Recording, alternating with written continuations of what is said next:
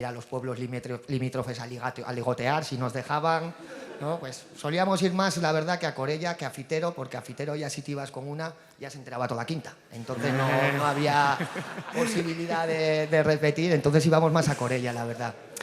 Y entre los deportes que destacaba, pues siempre me han gustado el fútbol y el atletismo.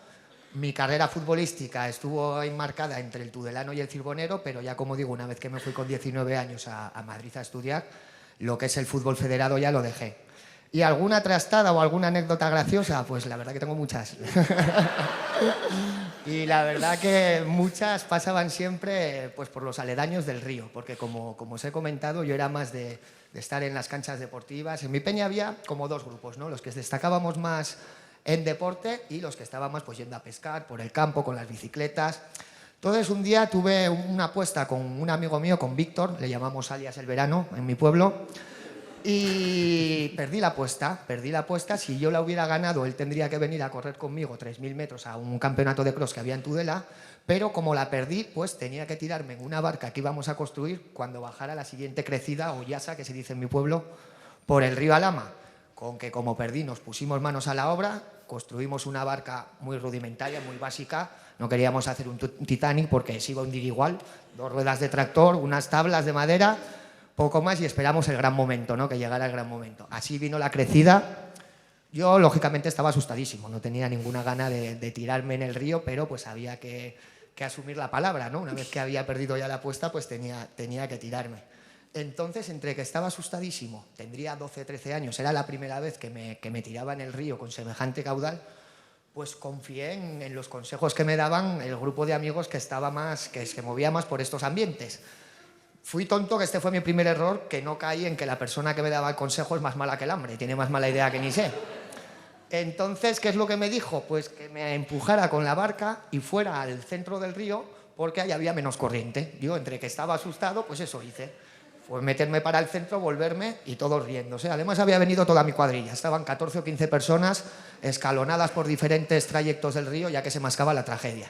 Efectivamente, se me fue la barca, se me hundió la barca y tuve suerte que a 50 metros así el río hacía un meandro y me pude agarrar a unos helechos que había, y ya mis amigos lograron sacarme, y siempre me dicen que cuando me sacaron tenía una carilla que parecía un gato ahogado, me dicen. Entonces la verdad que en el río siempre hemos tenido anécdotas muy graciosas.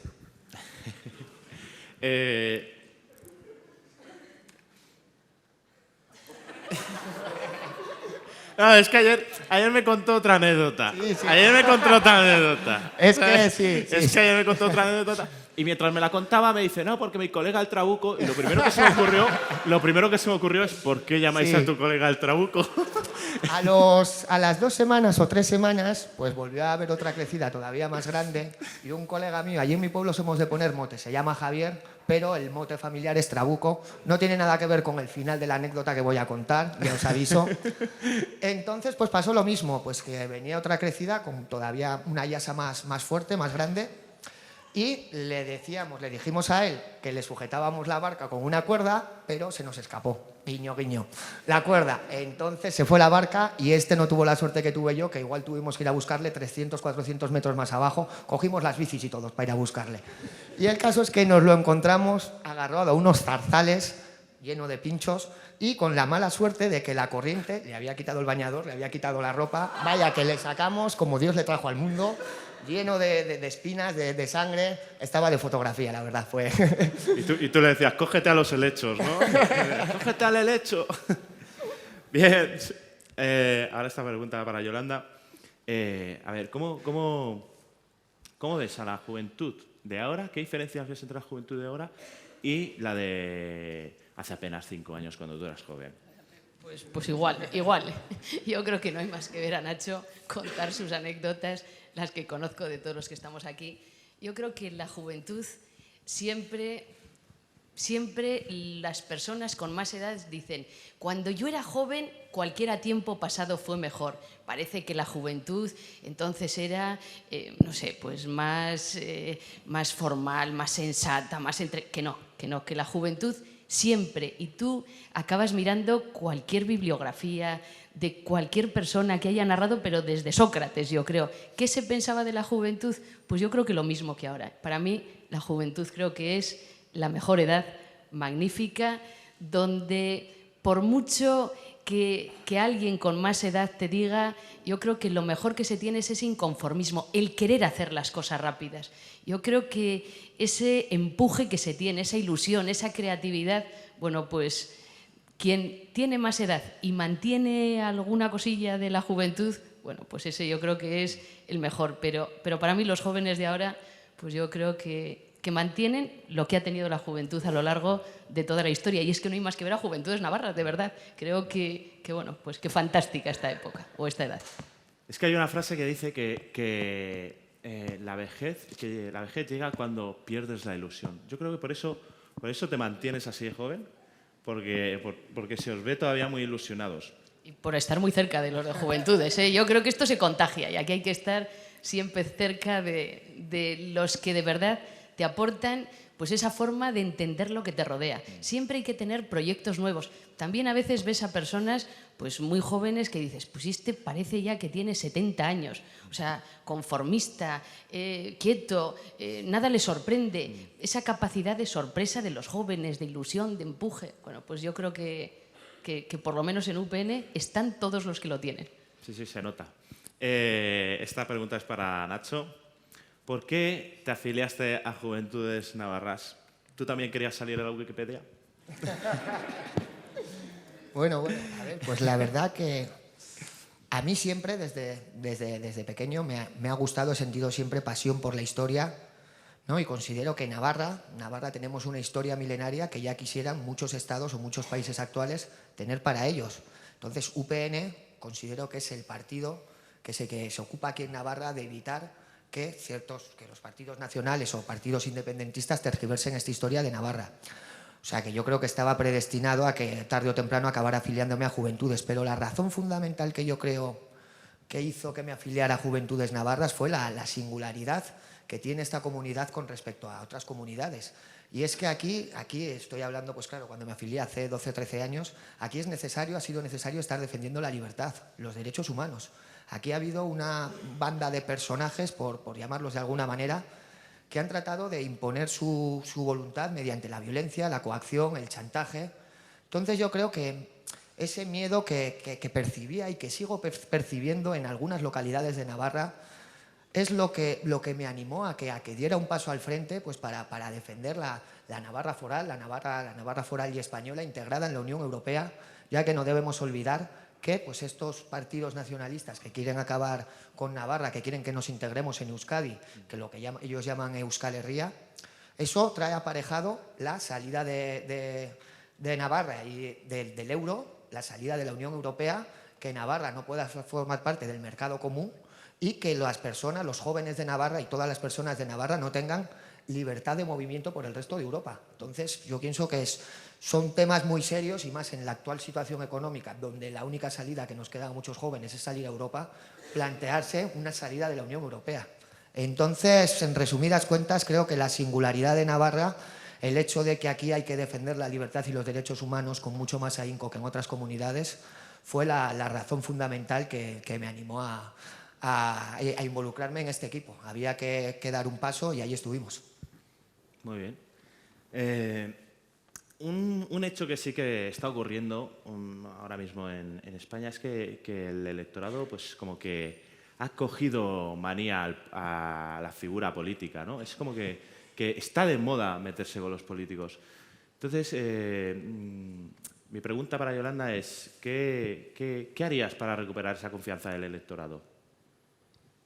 Bueno, en este momento quizás sí que hay el mayor desapego, uno de los mayores desapegos de la clase política, de las instituciones en general, de todo lo que significa la organización que hemos tenido en nuestro país en democracia.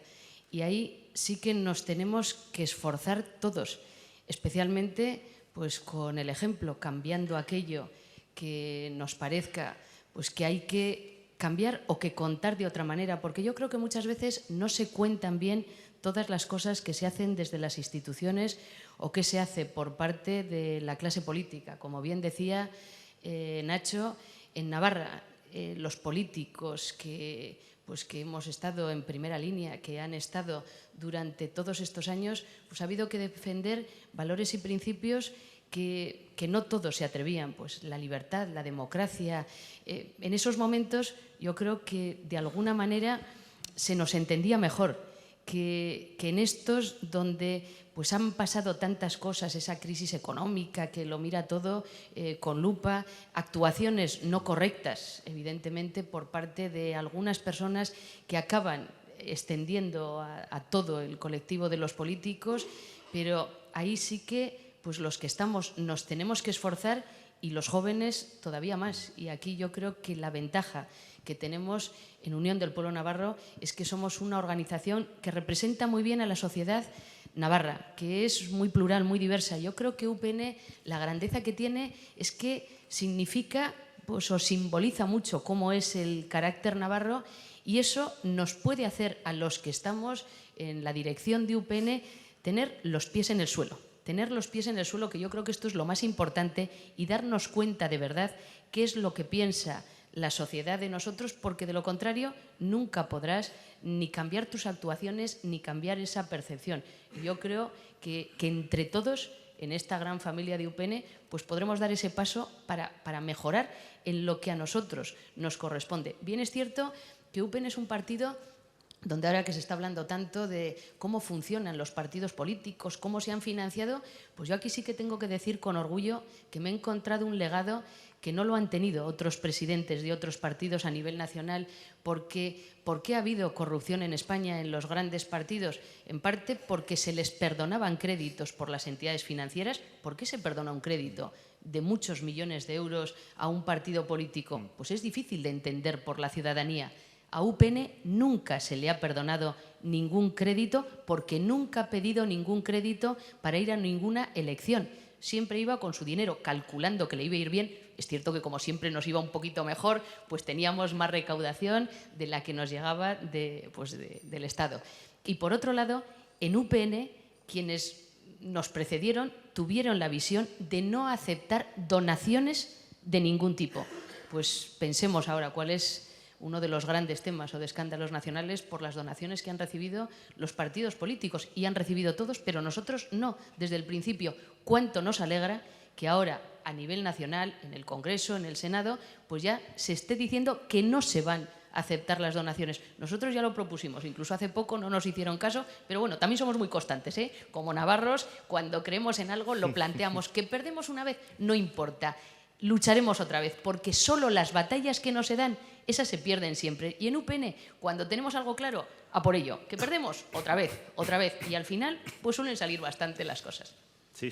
Hay dos cosas muy importantes que has dicho, el ejemplo y la constancia, que son dos valores fundamentales. También quería hacerte esta pregunta a ti, que como al ser más joven, me imagino que tendrás nuevas ideas, o, por ejemplo, para recuperar... Para caer bien a la gente, por ejemplo, Kiko Rivera ha sacado disco. O sea, ¿a ti qué se te ocurre? Ana Obregón hace un posado de verano. ¿Qué se te ocurre, Nacho? No llegamos a tanto. Yo sí que es cierto que comparto todo lo que ha dicho la presidenta, todo lo que ha dicho Yolanda. Considero que hay que hacer reformas, para volver a recuperar la confianza que a día de hoy han perdido tanto la sociedad como los jóvenes. No hay más que ver un informe que ha salido publicado esta misma semana, que dice que el 50% de los jóvenes ven con pesimismo su futuro, y un 60 y tantos % considera que si quiere poder desarrollar su proyecto vital va a tener que irse al extranjero. Entonces sí que creo que hay que hacer algo. Soy también consciente de que la actual situación económica, el alto volumen de paro, pues acrecenta, ¿no?, ese descontento que hay de la ciudadanía, ese alejamiento que hay respecto a la clase política. Pero sí que creo, como bien ha dicho Yolanda, a pesar de que también opino que hay que dar más poder de decisión a los afiliados en la toma de decisiones, sí que creo que sería muy positivo para la sociedad y para el resto de partidos que se extrapolara el modelo de UPN al resto de partidos políticos, que no se acepten donaciones en UPN. Por estatutos no se aceptan donaciones. Yo creo que cualquier persona que tenga sentido común sabe que ninguna empresa, ninguna persona a nivel individual va a donar una gran suma de dinero a un partido político sin esperar nada a cambio. O sea, eso es cuestión de lógica. Tiene que haber, desde mi punto de vista también, medidas más duras contra la corrupción, contra los casos de corrupción. los partidos políticos, los sindicatos, todas las asociaciones que gestionen fondos públicos, desde mi punto de vista, también deben de ser más transparentes y guiarse por criterios de honradez y ética. Actualmente yo creo que vivimos en una partitocracia, donde tiene que haber una transferencia de poder desde los partidos hacia la sociedad civil, hacia la ciudadanía. Y esto yo creo que se puede conseguir instaurando listas abiertas, porque esto permitiría que sean los ciudadanos, bajo su criterio, los que dictaminen cuáles son sus preferencias electorales. Es decir, no tenemos por qué seguir el criterio que una dirección oligárquica de un partido de turno, a nivel nacional sobre todo, que son los partidos muy oligárquicos, pues nos ponga a los ciudadanos. Tenemos que ser nosotros los que elijamos quiénes queremos que sean nuestros representantes, ¿no? Del mismo modo, considero que sería muy positivo también que se fomentara el debate interno en las formaciones políticas, que hubiera más confrontación de ideas, ¿no? Parece que aquí el que discrepa un poco ya no sale en la foto. Considero que eso empobrece la democracia. Del mismo modo, pues otra cosa que considero también importante, que ayudaría también a que se volviera a recuperar la confianza en la clase política por la ciudadanía, pues que se asegure una verdadera separación de poderes. O sea, considero la justicia, desde mi punto de vista, los jueces no solamente tienen que ser imparciales, sino que también tienen que parecerlo. Entonces, considero un error que el máximo órgano judicial sea nombrado por los partidos políticos. Estos son solo algunas cosillas que se me ocurren así ahora mismo a bote pronto, que considero que si se aplican no tendrían ningún coste económico, o sea, son medidas que no suponen un coste económico en la actual situación, que por supuesto no van a hacer que aumente que disminuya el desempleo, pero sí que considero que podrían hacer que se volviera a recuperar parte de la confianza perdida por la ciudadanía hacia la clase política. Sí, no, a mí me impresionas, desde luego. O sea, hablas con una sensatez y con una convicción que me encanta. Pasemos a otro tema, que es el paro que ahora mismo hay en España, que roza el 57%, el paro juvenil. Sí que es cierto que en Navarra las cosas mejoran, pero aún así sigue habiendo tasas difícilmente justificables. Entonces, Yolanda, ¿qué le dirías a la gente que está sufriendo este paro juvenil y qué medidas se están tomando al respecto?